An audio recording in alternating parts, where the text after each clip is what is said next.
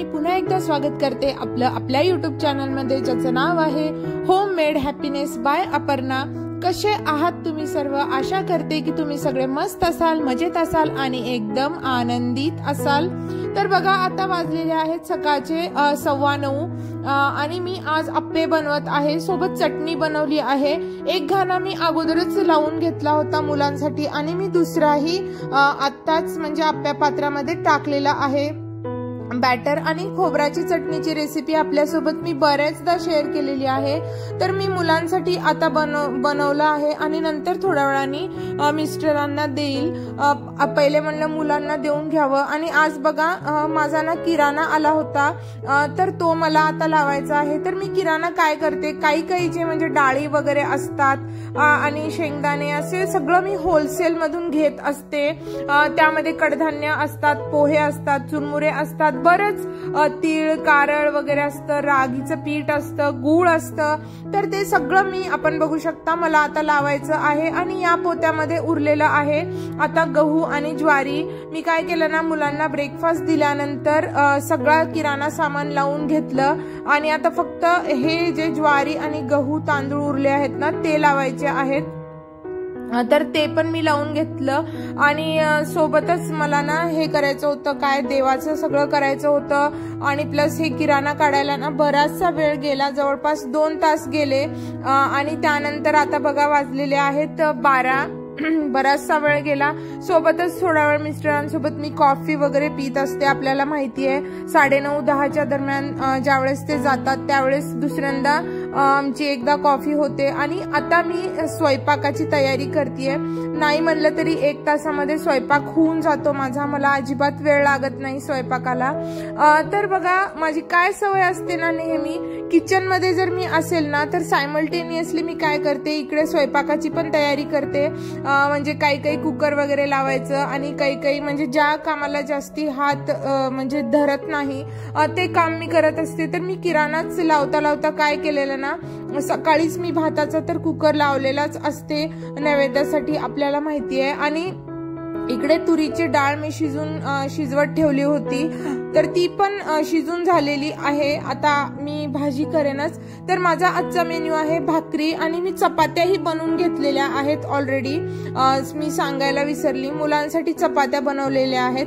ह्या भाजीसोबत मुलांना कंपल्सरी चपात्या म्हणजे पोळ्या लागतात, त्यामुळे मी ना पोळ्या बनवून घेतलेल्या आहेत। आणि आता मी भाकरी बनवतीये, तर मी ताकाची कढी बनवणार आहे आणि तुरीच्या डाळीची भाजी, भाकरी, पोळ्या बनवलेल्या आहेत, भात तर ऑलरेडी झाला आहे। असा माझा आजचा मेनू आहे, तर आपण व्हिडिओ शेवटपर्यंत पाहत राहा।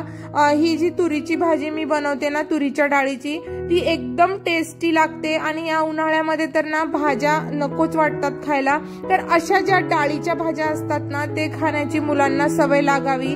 आणि त्यामध्ये भरपूर प्रोटीन असतं, त्यामुळे ना मी आठवड्यातून 3 ते 4 वेळा करत असते। किंवा रात्रीच्या स्वयंपाकाला पण म्हणजे रात्री काही भाजी वगैरे नसेल तर मी मुगाची डाळ किंवा तुरीची डाळ अशी सगळी करत असते। पण आज माझीच खाण्याची इच्छा झाली, तर मी हे तुरीच्या डाळीची भाजी केलेली आहे, म्हणजे करणार आहे। ही भाजी ना सगळ्यांना माझ्या हातची खूप आवडते, म्हणजे खूप आवडते, आपण नक्की ट्राय करून बघा। तर बघा भाकरी झालेल्या आहेत माझ्या, आणि माझ्या नेहमीच्या सवयीप्रमाणे ना मी सगळं गॅस म्हणजे तिकडच्या तिकडं मी पीठ वगैरे सगळं स्वच्छ केलेलं आहे। आणि माझी काय सवय आहे ना, जे काही सामान मला कुकिंग साठी लागणार आहे ना ते फ्रीजच्या बाहेर मी सगळं एकदाच काढून घेते, जेणेकरून मला नेहमी फ्रीज काढावं लागणार नाही। मी फ्रीजच्या बाहेर ना काय काढलेलं आहे, टोमॅटो, आलं, लसूण, हिरवी मिरची, कढीपत्ता, कोथिंबीर सगळं असं काढून घेतलेलं आहे। आणि मी भाजीसाठी ना एका कढईमध्ये टोमॅटो आणि आलं लसूण हे असं वाफवून घेणार आहे आणि बेसिकली मी त्याची ग्रेव्ही बनवणार आहे। आणि जोपर्यंत हे सगळं टोमॅटो वगैरे वाफतील ना तोपर्यंत मी कढीची तयारी करून घेणार आहे। तर ताकाच्या कढीसाठी दही घेतलेलं आहे आणि ते विस्करनी मी अगोदर छान असं फेटून घेतलेलं आहे आणि मग नंतर त्यामध्ये मी पाणी टाकणार आहे। नेहमी मी काय करते ना, म्हणजे ज्या दिवशी ताक फ्रेश बनवलेलं असतं ना त्या दिवशीच ताकाची कढी बनवते, पण ताक नव्हतं. आजकाल काय झालंय ना, मस्त दुपारी ताक वगैरे पिण्यात यायले, त्यामुळे संपलेलं होतं. तर मी बोललेली मगाशी आपल्याला माझ्या पोळ्या झालेल्या आहेत, तेच मी आपल्याला आता दाखवलं. आणि कढीसाठी मी येथे घेतलेलं आहे मिक्सरच्या पॉटमध्ये आलं, लसूण आणि हिरवी मिरची आणि सोबतच थोडी कोथिंबीर, हे सगळं मी ग्राइंड करून घेणार आहे. नेहमी मी हिरवी मिरची घालत नाही, पण आज म्हणलं थोड्या वेगळ्या पद्धतीने कढी करावी, म्हणजे छान असं वेगळी टेस्ट थोडी खायला. तर कढीसाठी मी सगळं वाटून घेतलेलं आहे. आता मुलेही थोडंसं तिखट खायला चालतं त्यांनाही, त्यामुळे मी हिरवी मिरचीचा वापर करणार आहे. आपण बघू शकता माझे टोमॅटो वाफलेले आहेत आणि मी ना हे दुसऱ्या गॅसवरती शिफ्ट केलेलं आहे. आणि आता मी ताकाची कढी बनवतेय. तर कढीसाठी तेल टाकलेलं आहे, जिरे मोहरी टाकलेलं आहे, कढीपत्ता टाकला, अशी मस्त फोडणी दिली. हिंगाची सुद्धा कढी ना ताकाची खूप छान बनते. आणि आलं लसूण आणि हिरवी मिरचीची पेस्ट मी जी वाटून घेतलेली होती ती टाकली आणि थोडंसं त्याचा कच्चा स्वाद गेल्यानंतर मी यामध्ये ताक टाकणार आहे.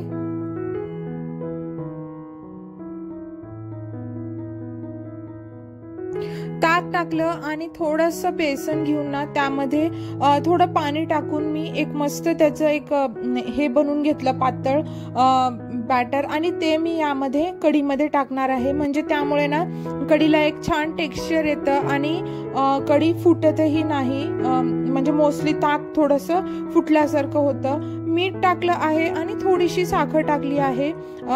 आणि बघा कोथिंबीर तर मी अगोदरच टाकली होती. आणि मस्त उकळी आल्यानंतर कढी तयार आहे. कढीला उकळी येईपर्यंत ना मी हे जे आपण टोमॅटो वाफून घेतलेले होते ना त्याची मी आता पेस्ट तयार करून घेणार आहे. थोडंसं गरम होतं म्हणून थंड करायला ठेवलेलं आहे. आणि 2 कांदे मी या ठिकाणी कट करून घेतेय. आणि बघा भाजीसाठी कढई ठेवली, त्यामध्ये तेल टाकलेलं आहे. तेल गरम होईपर्यंत मी टोमॅटोची प्युरी तयार करून घेणार आहे. तेल तापलेलं आहे, त्यामध्ये जिरं मोहरी टाकली आणि कांदा कट केलेला टाकला. कांदा थोडासा ब्राउनिश रंगावरती परतल्यानंतर मी ना आता यामध्ये ही प्युरी जी वाटून घेतलेली होती मी ती टाकणार आहे. थोडंसं जास्त टाकलेलं आहे मी आज. मी नेहमी थोडंसं कमीच वापरत असते, पण ही भाजी रस्सा असल्यामुळे ना ग्रेव्हीची थोडंसं याला तेल जास्ती असलं तर मग छान लागतं. तर ही जी ग्रेव्ही आहे ना तेल सुटेपर्यंत मी तेलावरती परतून घेतलेली आहे.